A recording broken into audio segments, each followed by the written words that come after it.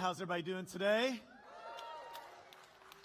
That's last service, I had like 3 people clap. I'm glad y'all are caffeinated. It is good to be back. Last week, I was out in Colorado. A bunch of you know we're friends with the church out there called Flatirons. Jim Bergen, their pastor, came here when we opened this building, and we're kind of connected to them, so he invited me to preach out there last week, which was a whole lot of fun.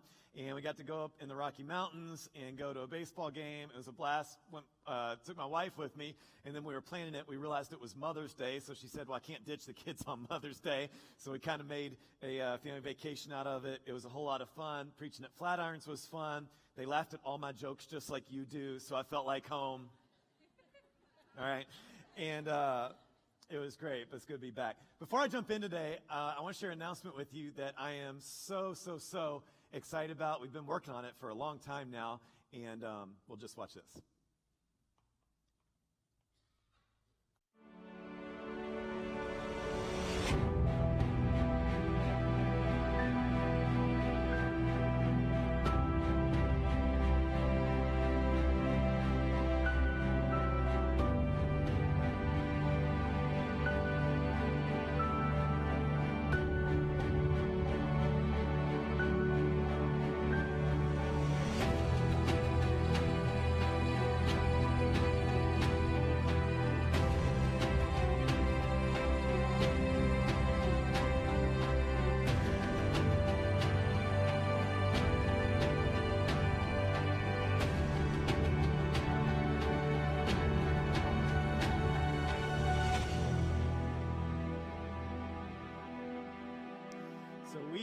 Going to Israel, and I have been to Israel 2 different times in my life. The last, I think, was 2.5 years ago, and the overwhelming thought I had the entire trip was, I have to bring Mosaic here. So we are going to do that. It's going to be over the July 4th week in 2020, so 14 months or whatever that is from now. We got an info meeting coming up, as you just saw. Let me say a couple things about this. There are a limited amount of spots, and this is really expensive, like really expensive. So if you are in a place where maybe you would be interested in that, you can join us for that info meeting. We'll try and answer as many of your questions, but I think it's really going to make the Bible come alive in a whole new way for those of you who get to go. And one more quick introductory thing. We just wrapped up advertising all of our summer groups last week, and most of them launched this week. And I want to let you know we had an all-time record number of people sign up for our summer groups, which is awesome. I think we should clap for that, because what that means is a whole bunch of people here are taking a risk for the first time of saying, hey, I want to build some relationships. I don't want to just attend and be a face in the crowd. I want to be somebody who's actually known and get to know some of these crazies sitting next to me. So let me say this. Again, most of them launched this week. If for some reason you didn't get to go this week, still go. We get summer is vacation, it's travel, it's like kids camps, it's extra work type of stuff. It's all that. We get it. That's why we design summer groups the way we do, where a lot of them are just social and fun. If you miss a week or 2 here and there, it's not going to be that big a deal. We still want you to get connected. So even if you miss this week, make it a priority this week. It's going to be worth it.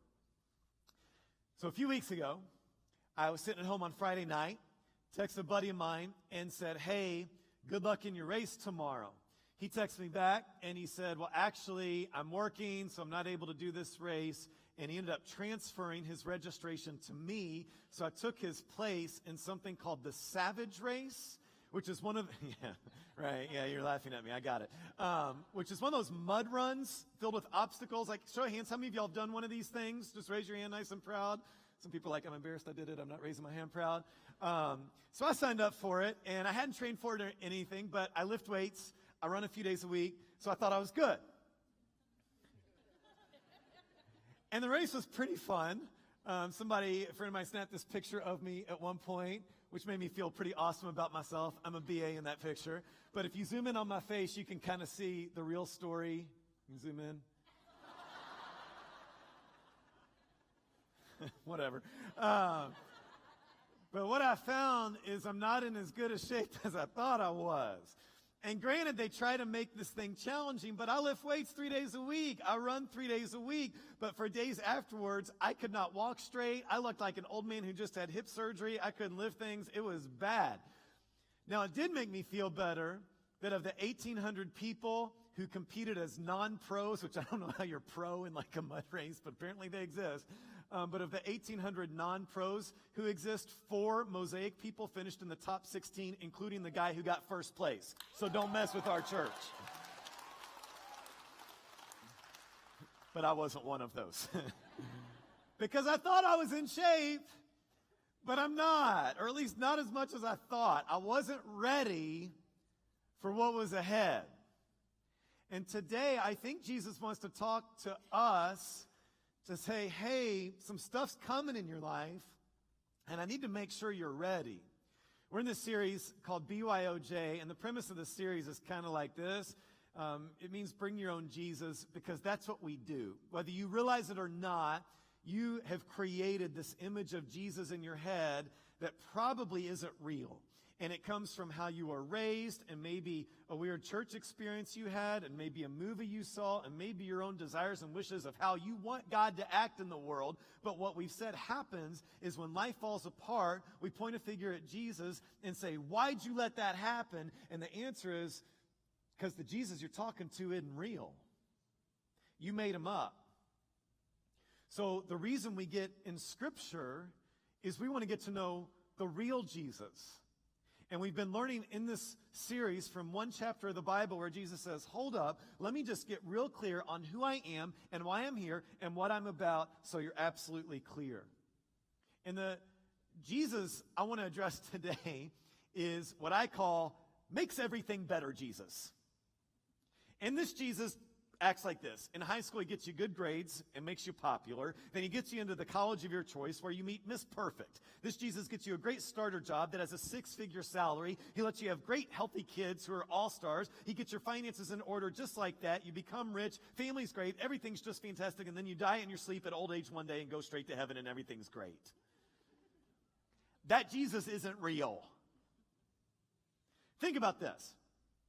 When you sell out to anything, life gets harder, right? When you want to have kids, less selfish time. You want to lose weight, less gluttony and drinking. Want to get a PhD, less social time, more time in the library. You want to publish a book, less time surfing the internet. Want to run a marathon, no more sleeping in on Saturdays. Want to learn an instrument, fewer video games. When you sell out to anything, life gets harder because you're more focused and you need to set aside those distractions. And following Jesus is no different. In some ways, Jesus does make your life easier. For example, if you say, well, I'm going to live in the truth. I'm not going to live lies any longer. It's just an easier way to live. If you decide, I'm not going to let money have a stranglehold on me, I'm going to get out of debt and practice generosity. That's a freer way to live. It's better to live a life where you reject and refuse gossip, because then everybody around you knows this is a person I can trust, and you have relationships where you help them. Those things gain friends, they gain respect, they make your life easier in the long haul. But Jesus also makes your life harder. It's harder to stand up for truth. It's harder to forgive, especially when people don't deserve for you to forgive. It's harder to make Christian community a priority and not just do it when you feel like it. It's harder to get up early and practice spiritual disciplines. It's harder to tithe instead of get a nicer car. It's harder to be in church every week instead of just when you feel like you need it. It's harder to be vulnerable with your stuff and put it out there instead of just running and hide. Following Jesus is like anything. When you sell out to anything, life gets harder. So the tension we manage for those of us who are Christians is how we talk about this, right? Because we say, this will be the best thing that ever happened to you, and it'll give you peace. But it'll be the hardest thing you ever do, and it'll require discipline. Some people get mad and say, well, Jesus is a bait and switch. No, Jesus isn't. He's upfront about what he says, but he's just like anything else in your life you want to devote yourself to. Anything good in life. The best things in your life require effort to get there. So as we talk about faith, whether it's on a stage or in a coffee shop, we want to let people know, hey, Jesus says his burden is easy and light, but he also says, pick up your cross and follow me. We live in that tension. It's not one or the other. It's both. And we wish that wasn't true, right? I mean, with life in general, we don't want that to be true. We want sex without marriage. We want an easy retirement without having to save.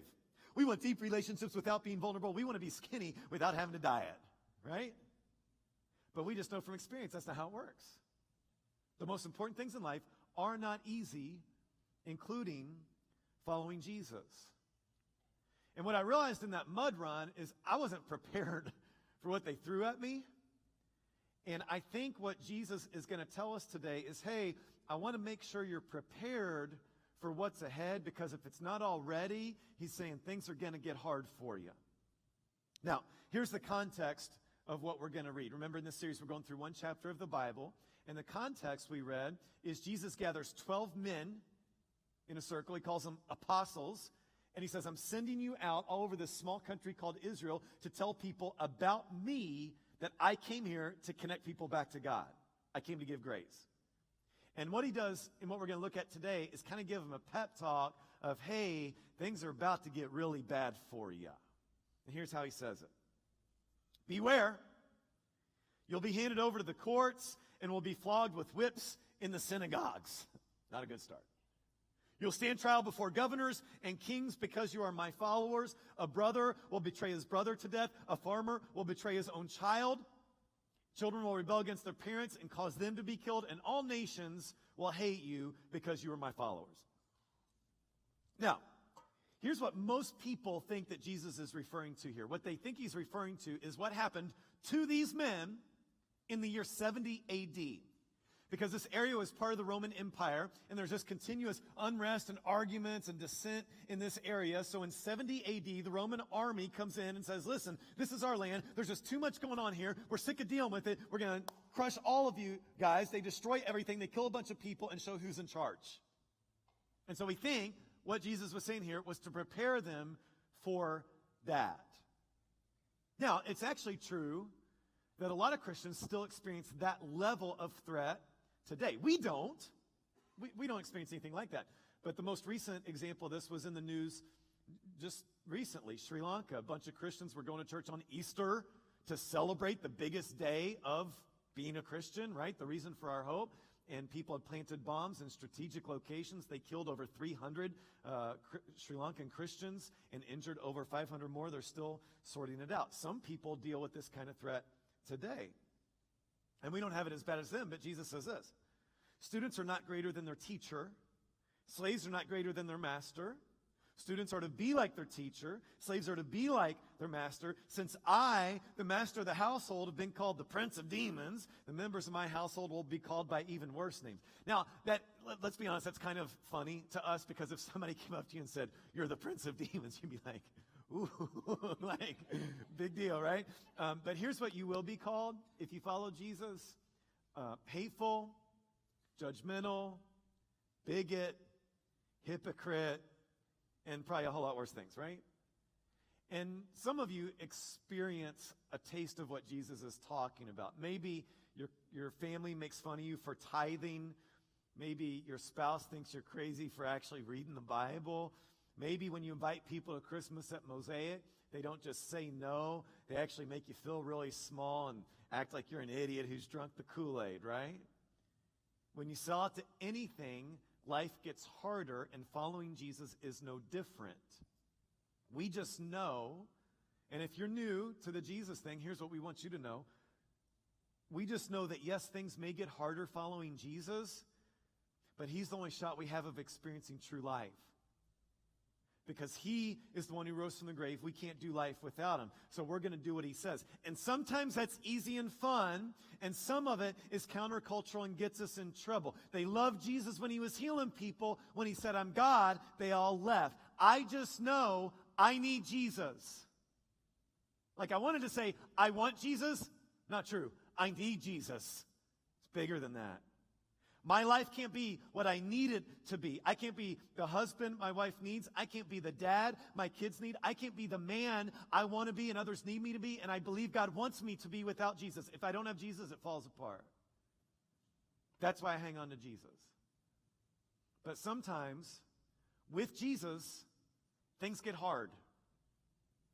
So what Jesus does is he gives us 3 lessons of things we need to know and live out in order to follow him when things get hard. So if I was you, I'd write this down and start taking notes. At minimum, take pictures on your phone so you can look at it later. Here's what he says. When you're persecuted in one town, flee to the next. Now remember, this is in context where Jesus is saying, I need you to go to the entire country and tell everybody that I came here to connect them back to God. But he says, if things get hard, run. Now he can't mean give up on people, right? Because Jesus doesn't give up on you. There's nothing you can do to make God love you more. There's nothing you can do to make God love you less. That's grace. So when he says flee, he's not saying give up on them, they're beyond hope. But he recognizes there are too many people who haven't heard this message, so don't waste your time on people who've already rejected it. Go to others. I mean, this is exactly what you do when you plant churches through this church. When we plant churches, we don't plant churches in places like Atlanta, Georgia, or Louisville, Kentucky, where I'm from. Those places have a ton of churches who are great and growing and doing big things, and we want them to continue to grow and get bigger and reach more people. When we plant churches, we go to places that need it more, like Limerick, Ireland, and Cape Town, South Africa, and Miami, Florida. And our newest church plant is in Turkey, a Muslim country, because we want to start churches where there's a bigger need. Jesus already said in this chapter, in this series, be shrewd. Again, he's emphasizing, be strategic with the mission I'm giving you. But here's what we got to be careful of. I don't know if you've ever encountered a Christian like this. I've met some Christians who, it seems, almost want to be persecuted. It's almost like they're going looking to be persecuted. So what I want to say is, don't confuse opposition for following Christ with opposition because you're dumb. Just got to put it out there. I tried to think of a nicer way, and I thought, well, that's what I believe. I'm just going to say it. Like, here's the deal. If your family makes fun of you because you follow Jesus, that's opposition. But if you get in the SUV after church every week and you nag your husband, when are you going to get baptized? When are you going to get baptized? When are you get baptized? And he blows up on you and tells you to shut up, that's not opposition for following Christ. That's opposition because you're being annoying. But in your life, the point is, don't get in trouble for being an idiot. It doesn't count. Last weekend, when I was at Flatirons, there was a woman, apparently she was in the parking lot putting weird leaflets on all the cars in the parking lot because church wasn't good enough. She had another message that everybody needed to know. So the staff person who kind of oversees that found her and said, excuse me, ma'am, would you not mind putting leaflets, on everybody's car? And she just looked at him stone-faced and said, God told me to. He's like, well, God told me to tell you not to, so I'm in charge of the parking lot. If you could not do that, that would be great. And she just looked at him and said, I listen to God, not man. And he said, well, ma'am, I'm going to have my volunteers follow you in the parking lot and remove all of those off of the car, so it's going to be a waste of your time. And she just looked at him and stone-faced again said, then I'll see you on Judgment Day. And she left. He's like, and I know where you're going. No, he didn't say that. That's what I said.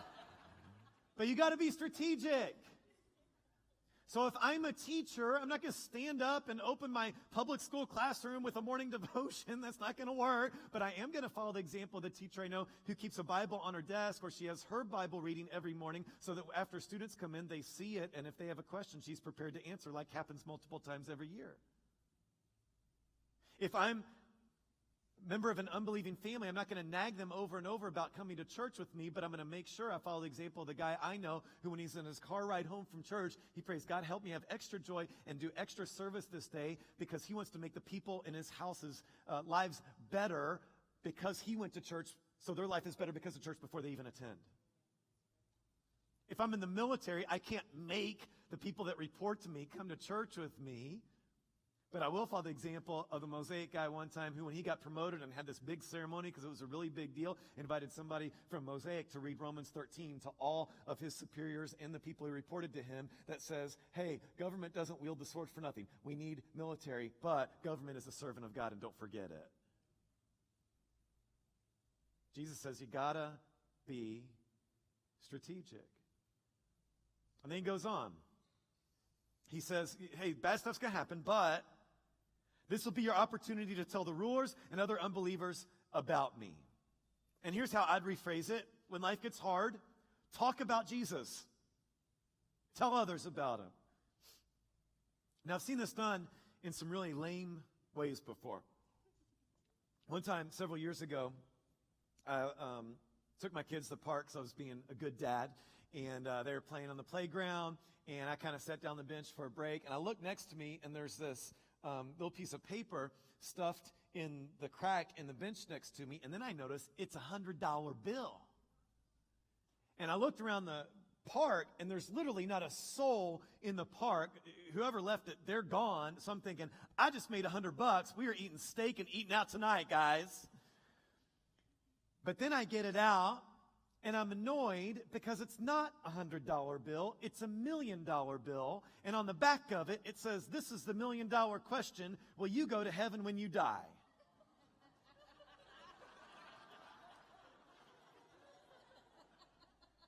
Some dummy had gone around the park stuffing $1 million bills everywhere to convert people to Jesus. Because let me tell you, we have people every week who come to Mosaic saying, I never wanted anything to do with Jesus, but I found a $1 million bill. That's why I'm here.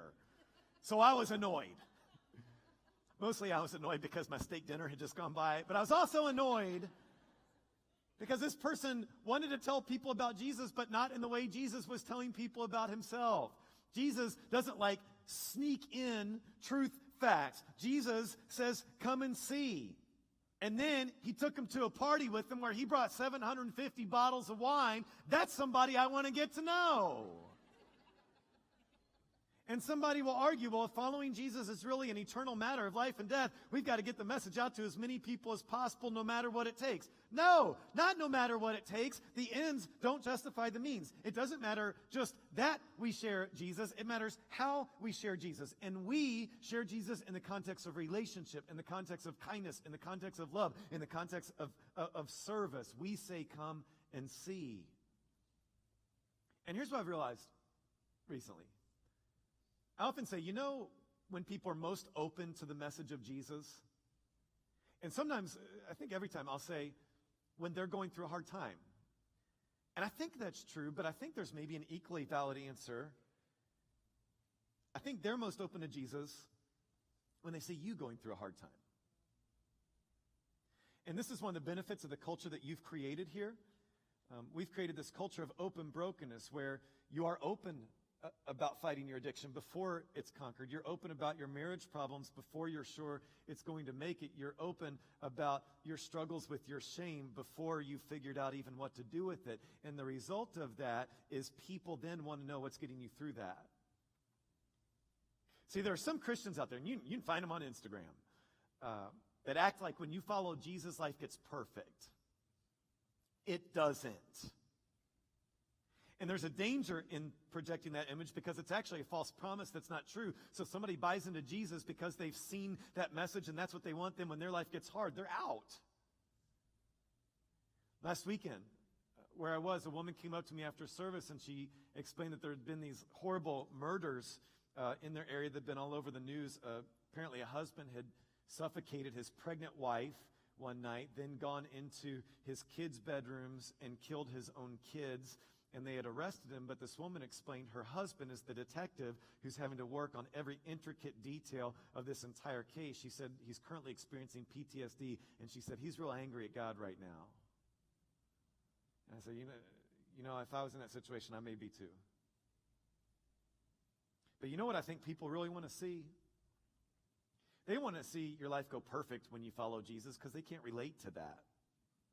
They want to see Jesus get you through the pain, because they have pain, and they can relate to that. So if you explain that Jesus is what you're hanging on to get you through your pain, then they're going to be interested in Jesus. I've mentioned to you a few times my sister-in-law who just buried her 10-year-old a few months ago. In the weeks since that, she's had not a couple. She's had multiple people say to her, hey, I know this may not be the right time, but can you sit down with me and explain your faith to me? Because if that happened to me, I'd have nothing to hang on to. And Jesus didn't say in the scripture, I'm causing horrible things so that you'll have this opportunity. He said, horrible things will happen. And it will just so happen that it will create an opportunity for you.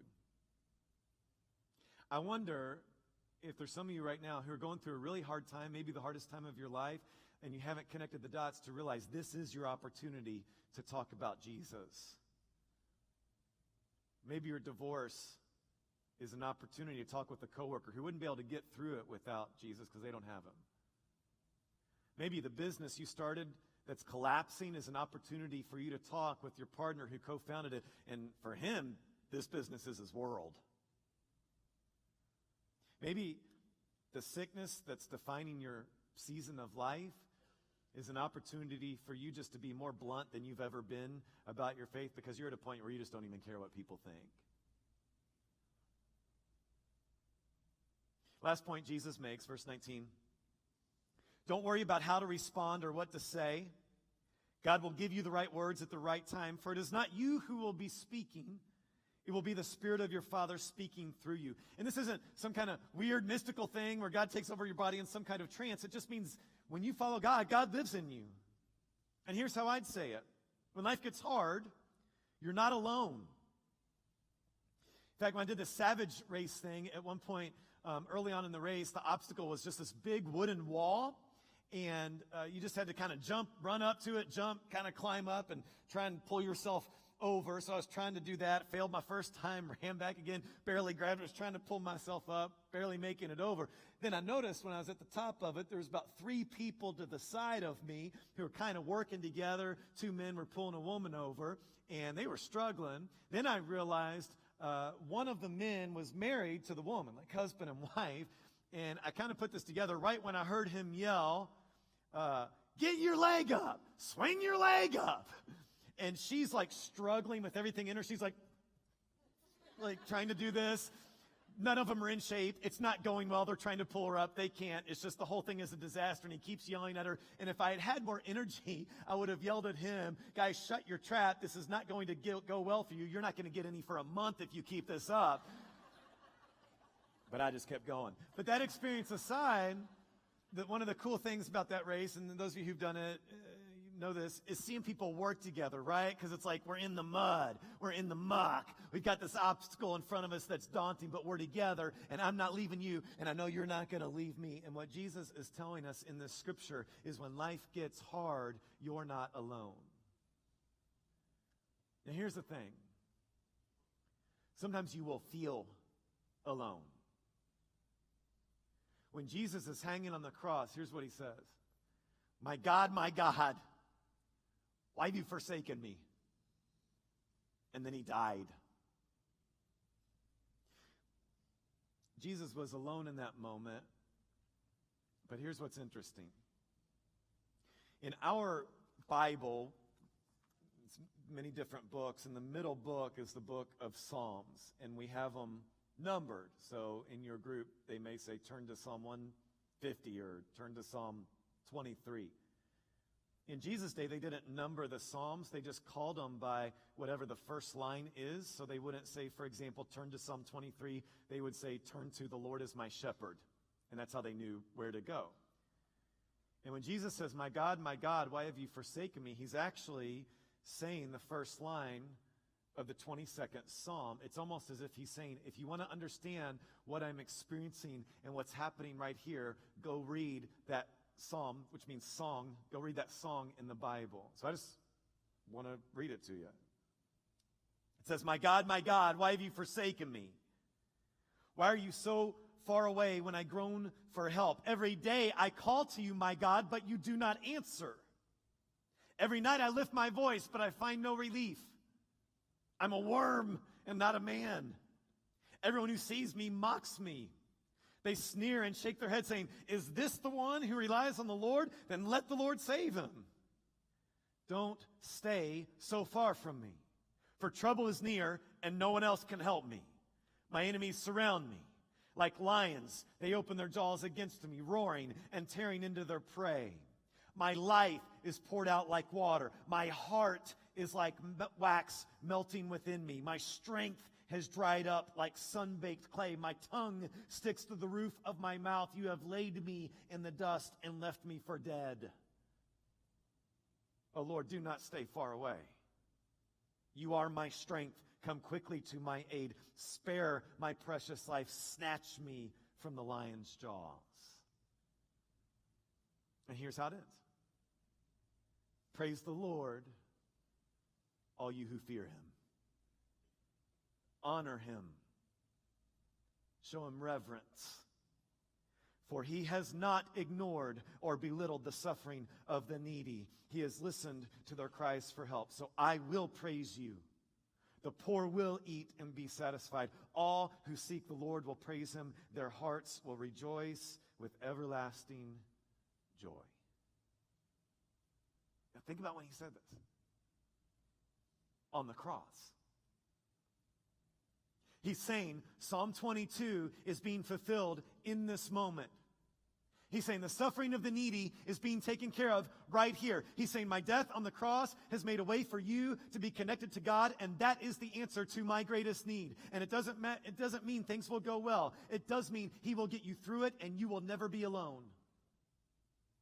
So at the lowest point of Jesus' life, he says, God, it feels like you have forsaken me, but I know I'm not alone. I know you always come through. And the way God came through was not by removing his suffering from him, but was by raising him from the grave to prove we could trust every promise he made.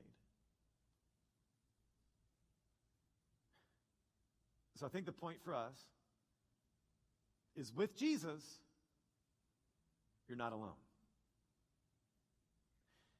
You're a single mom, fighting with everything in you to raise a kid to be the man that his father wasn't because he left, and you want to raise a better man than that. You're not alone.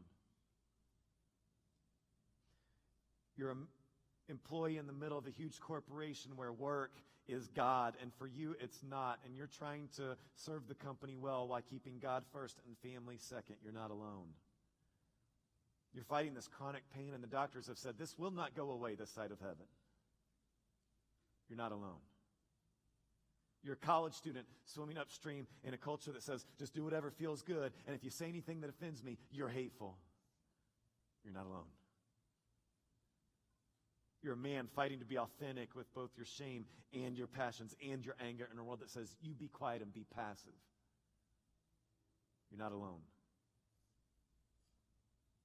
We're going to celebrate communion in just a second.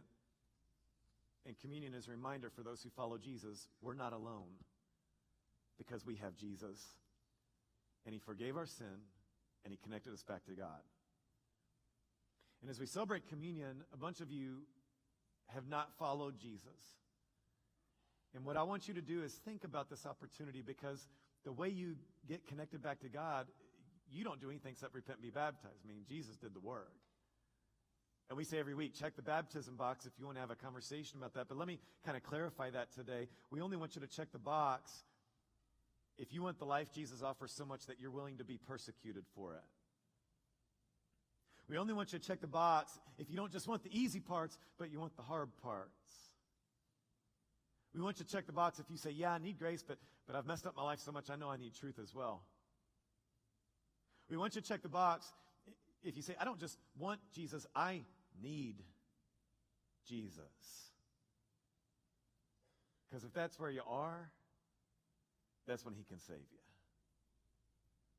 And if you're not ready to be all in, that's okay. This is still a safe place where you can come as long as you want to figure it out. We don't put pressure on you to follow Jesus before you're ready, but at some point you're going to recognize, I need Jesus. Not just that's interesting, not just that's nice, but I need Jesus. And when that happens, we and he will be waiting and ready for you to come home. But no matter who you are, know that if you have Jesus, you'll never be alone. Let's pray.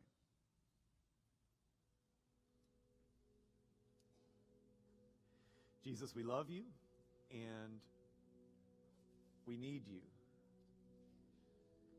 I think a lot of us, maybe who are Christians, first gave our lives to you because we wanted you. But then something happened, we realized, no, it's beyond want, it's need. And God, I pray for all the people in here who are at that point where they know Jesus is all they need because Jesus is all they've got. That's a hard place. So Jesus, will you comfort them in a unique way today?